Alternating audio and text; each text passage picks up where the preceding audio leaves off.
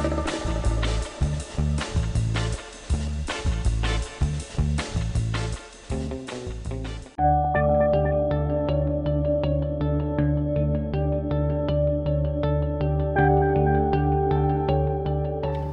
is the proper way to measure a torsion spring? We're going to show you how to do that. Here's a broken spring in front of me here. There's 4 pieces of critical information that we need in order to get a proper replacement spring for you. One is the hand, or the wind of the spring. And if we look at this broken spring here as an example, here is the brake, and the spring runs in a clockwise direction or right-hand wound. If we take the other end, you'll see it's still right-hand wound. So it doesn't matter which end you look at or from which perspective, it's still right-hand wound going in a clockwise direction. A left-hand wound spring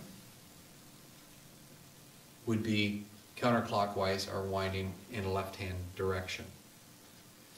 The other thing that we need to know is the inside diameter of the wind, which is this diameter here. There's 2 common sizes with residential springs, 1 3/4" and 2 inch, with 2 inch becoming more of the standard inside diameter.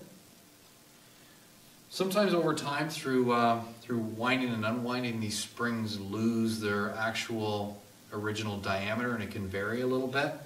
So sometimes the best place to get that information is most spring plugs will have a number on them.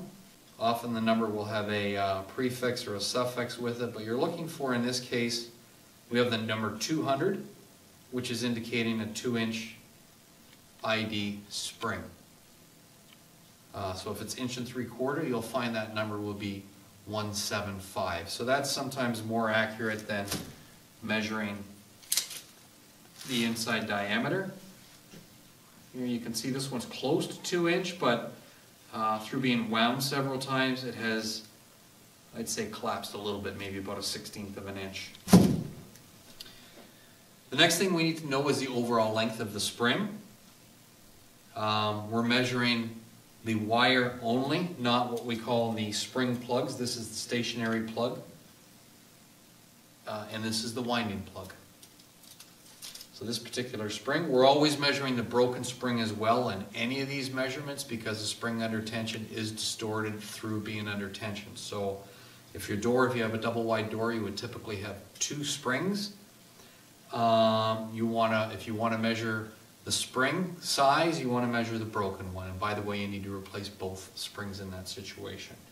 But so we're going to measure these 2 relaxed pieces, and I've got 14.5 inches here, and I've got 15 inches here. So the overall length of the spring is 29.5 inches. The final thing is the wire size of the spring.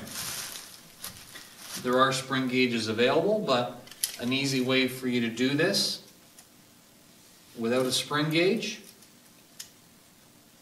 is to run a tape along here, measure 20 coils across, take that measurement and divide it by 20, and that is going to give you your measurement.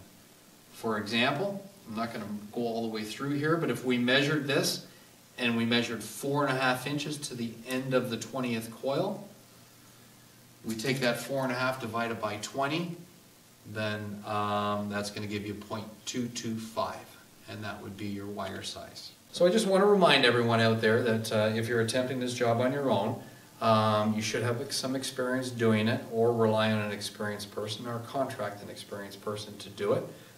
It can be dangerous if you don't know what you're doing, and if you're not 100% confident, I would suggest that you hire a trained professional. We are certainly available here at Garage Door Canada to perform a full service for you.